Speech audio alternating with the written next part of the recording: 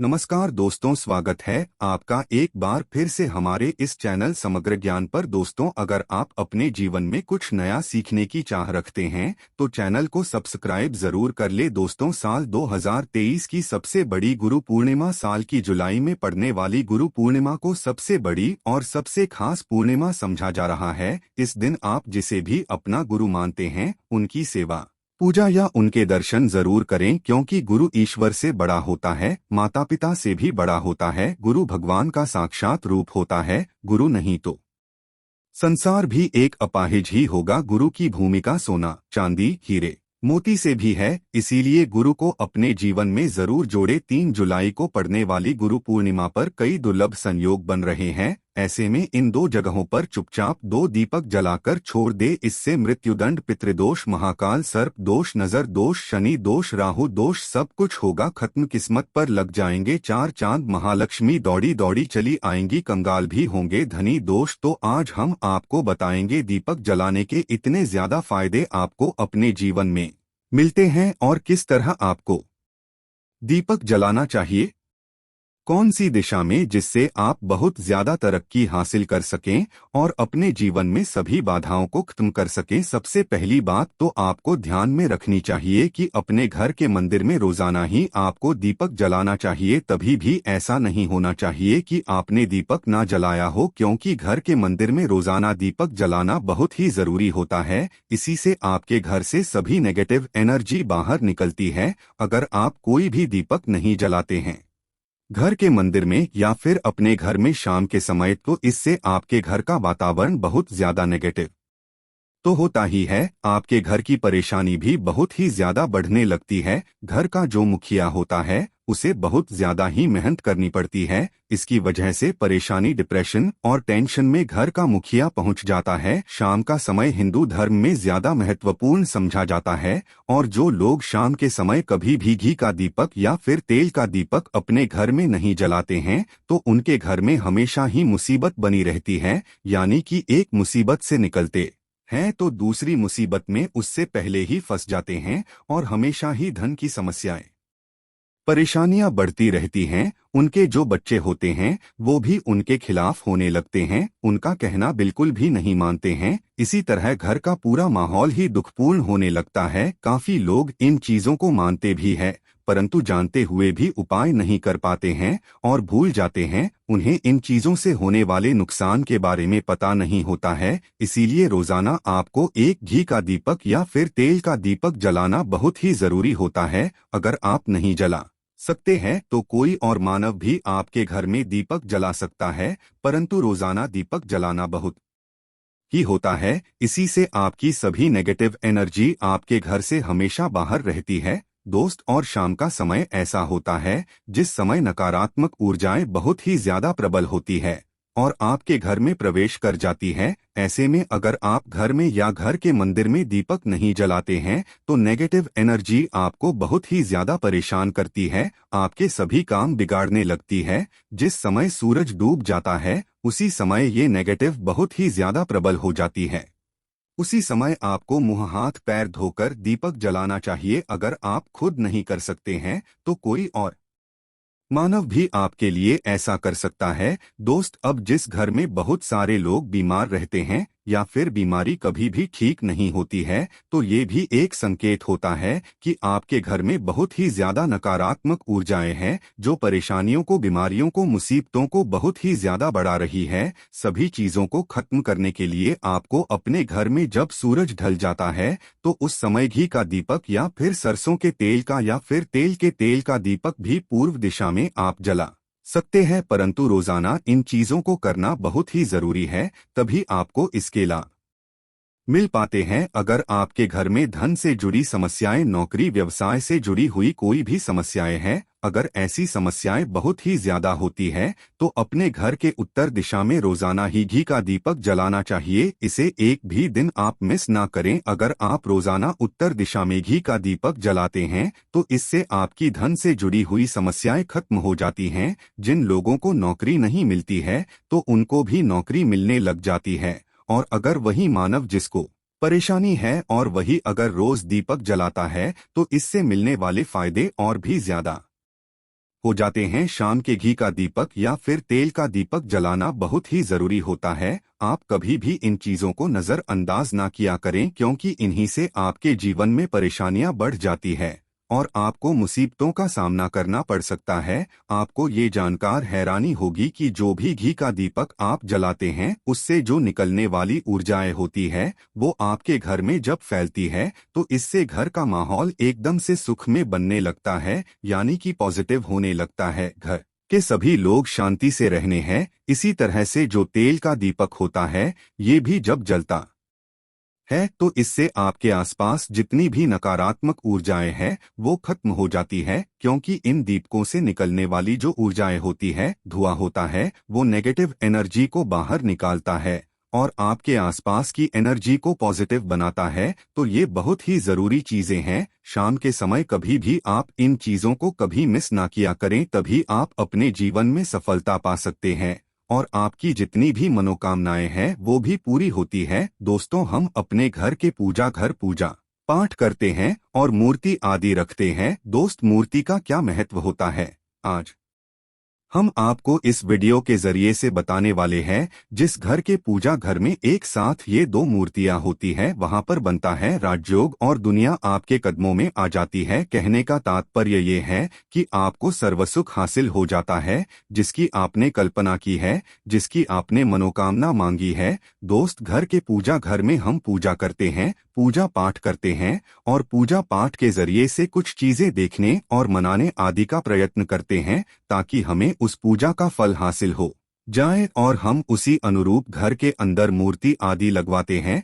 ताकि हम उन देवी देवताओं का सुंदर मुख देख सके और उनका आशीर्वाद हासिल कर सके। परंतु दोस्तों, अगर हम अपने घर के पूजा घर में इन मूर्तियों के साथ अन्य मूर्तियां भी रखते हैं तो तौर पर हमारी किस्मत बदल जाती है और देखते ही देखते हमारे जीवन के अंदर की सारी कंगाली समाप्त होने लगती है। दोस्तों, बात करते हैं उन मूर्तियों के बारे में कि आखिर कौन सी दो मूर्तियां एक साथ में आपको रखनी चाहिए ताकि उसका सच्चा सर्वसुख आपको हासिल हो सके। और सबसे पहले अगर हम किसी मूर्ति की बात करें तो दोस्तों, अगर आप श्री कृष्णा के भक्त हैं और बाल गोपाल की मूर्ति रखते हैं, तब आपको भगवान कृष्णा के साथ माता रानी राधा जी की मूर्ति भी आपको जरूर रखनी चाहिए। दोस्त, या भगवान कृष्णा की अगर आपके घर में तस्वीर है तो उसके साथ राधा जी की भी तस्वीर संयुक्त जोड़े के रूप में आपको लेकर आनी चाहिए। दोस्तों, ये प्रेम और एकता की एक ऐसी अनोखी मिसाल है कि जिस घर में इन दोनों की तस्वीरें होती है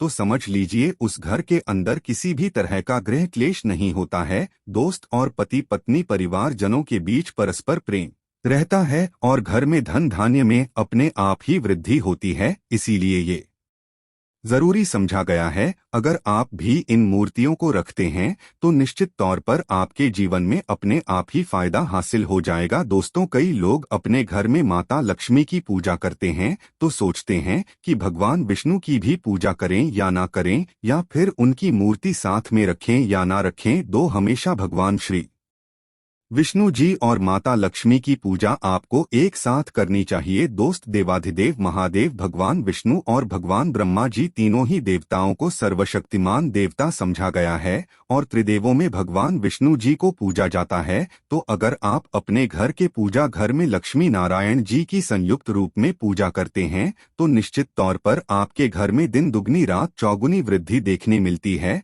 दोस्त, तो इसीलिए आप भगवान विष्णु जी के साथ माता लक्ष्मी जी की पूजा करें। अगर माता लक्ष्मी की अकेली तस्वीर है तो आपको उनके बाएं तरफ भगवान श्री गणेश और भगवान श्री कुबेर जी की मूर्ति या तस्वीर अपने घर के मंदिर में जरूर लगानी चाहिए। अगर आप माता लक्ष्मी जी के बाएं तरफ भगवान श्री गणेश जी की मूर्ति लगाते हैं या तस्वीर लगाते हैं तो आपको निश्चित तौर पर लाभ हासिल होता है और देखते ही देखते जीवन के अंदर की कंगाली समाप्त होने लगती है और धन प्राप्ति के लिए आपको लक्ष्मी गणेश जी की संयुक्त रूप से पूजा करनी चाहिए। समझा जाता है माता लक्ष्मी धन देती है तो भगवान श्री गणेश रिद्धि सिद्धि का भंडार और वृद्धि का विकास करते हैं। इसी वजह से इनकी पूजा बहुत जरूरी मानी गई है। दोस्त, तो कई लोग पूछते हैं कि अपने घर में हनुमान जी की तस्वीर या मूर्ति रखे या ना रखे, या उनकी पूजा करें या ना करें। दोस्तों, आपको निश्चित तौर पर हनुमान जी की अन्य देवी देवताओं के साथ में भी आप मूर्ति या तस्वीर रख सकते हैं। किसी तरह की कोई दो राय नहीं है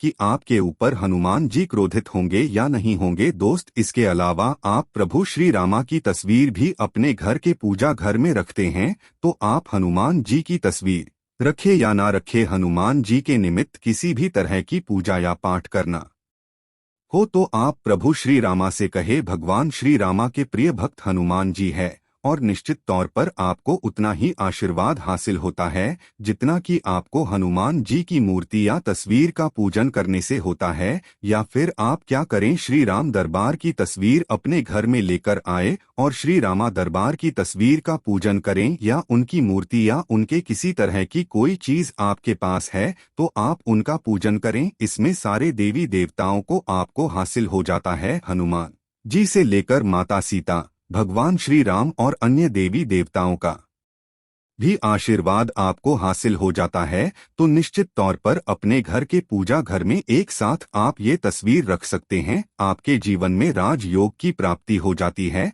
दोस्त, इसी तरह अगर आप अपने घर के पूजा घर में या किसी अन्य स्थान पर अगर कोई तस्वीर रखना चाहते हैं और उसे लगाकर अपने घर में लाभ हासिल करना चाहते हैं, तो अपने घर में या पूजा घर में आपको निश्चित तौर पर त्रिदेवों की तस्वीरें या मूर्ति एक ही स्थान पर लाकर जरूर रखनी चाहिए। ब्रह्मा, विष्णु और महेश, इन तीनों की संयुक्त रूप से इनकी एक साथ तस्वीर अपने घर के मंदिर में या अपने घर में कहीं भी लाकर रख देनी चाहिए। समझा जाता है कि इन तीनों देवताओं के एक साथ दर्शन करने मात्र से हमारे बड़े से बड़े विघ्न और बड़े से बड़े कष्ट ऐसे ही समाप्त हो जाते हैं। इसी वजह से इन तीनों के साथ में तस्वीर या मूर्ति लाकर आपको पूजा जरूर करनी चाहिए। दोस्तों, अब बात करते हैं कि कुछ ऐसी तस्वीरें होती है या ऐसी मूर्तियां होती है जिनको आपको अपने घर के पूजा घर में स्थान ही नहीं देना चाहिए। अगर आपने इन तस्वीर या मूर्ति को अपने घर के पूजा घर में स्थान दिया है तो समझ लीजिए कि आपको कंगाली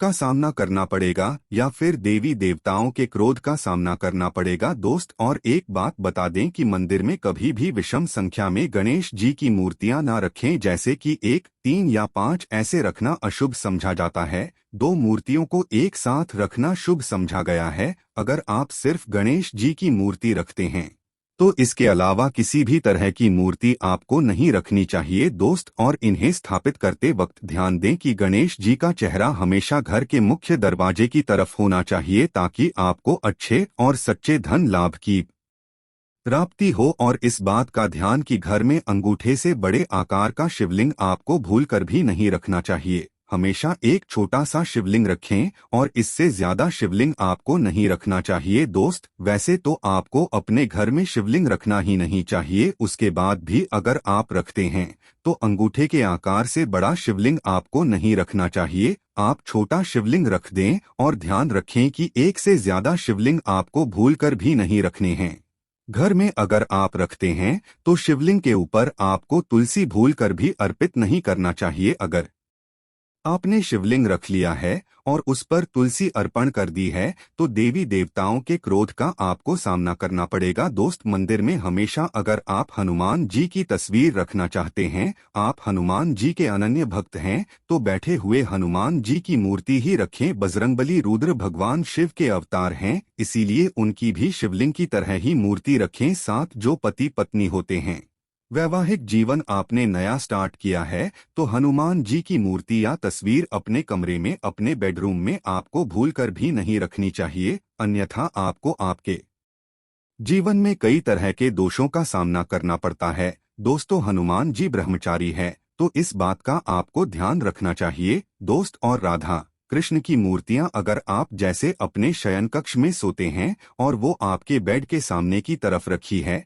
कि जैसे कि आप सुबह उठे और आपको उठते ही पहले उनके दर्शन हो जाए, तो समझ लीजिए कि आपका जीवन मालामाल होने वाला है। किसी भी तरह का कोई दुख धन की चिंता आपके जीवन में नहीं रहेगी। दोस्त, इसी तरह अगर माता दुर्गा की तस्वीर आप अपने घर में लेकर आना चाहते हैं और चाहते हैं कि माता दुर्गा की तस्वीर के जरिए से आप अपने जीवन में समृद्धि देखें, तो दोस्तों भूलकर भी आपको माता दुर्गा की क्रोधित अवस्था की तस्वीर जैसे की तस्वीर या फिर महिषासुर का वध करते हुए या क्रोधित अवस्था में माता लक्ष्मी की माता दुर्गा की तस्वीर लाकर आपको उनकी पूजा नहीं करनी चाहिए। दोस्तों हमेशा शांत और सुंदर मुख वाली तस्वीर ही अपने घर के अंदर लाकर पूजा करनी चाहिए, बहुत ही शुभ और मंगलकारी समझा जाता है। दोस्त इस बात का ध्यान रखें कि अगर आप अपने घर में मूर्तियां रखते हैं तो आपको इनको भूलकर भी टूटे हुए चावल नहीं चढ़ाने चाहिए। बेहतर आप हल्दी में चावल को पीला करके ही वो चावल चढ़ाएं, परंतु टूटे हुए चावल आपको भूलकर भी माता लक्ष्मी को या अपने घर में देवी देवता को नहीं चढ़ाने चाहिए। दोस्त इसी तरह इस बात का भी ध्यान रखें कि अपने घर के मृत परिजनों या पूर्वजों को मंदिर में स्थापित न करें, ऐसा करना अशुभ समझा जाता है।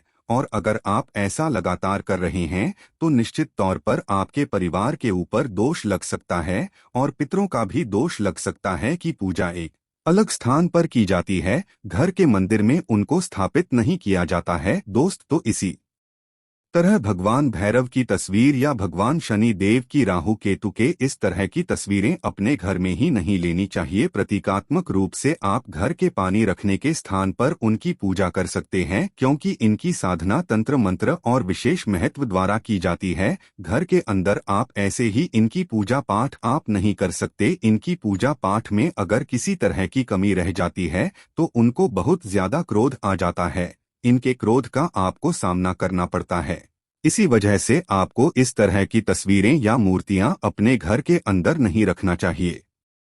और जो पहले हमने आपको बताया उस तरह की तस्वीरें तो निश्चित तौर पर आप रखकर अपने जीवन में फायदा हासिल कर सकते हैं। दोस्तों अगर आप भगवान शिव से प्यार करते हैं तो कमेंट बॉक्स में लिखें हर हर महादेव, ओम नमः शिवाय, जय शंकर। एक लायक तो बनता है।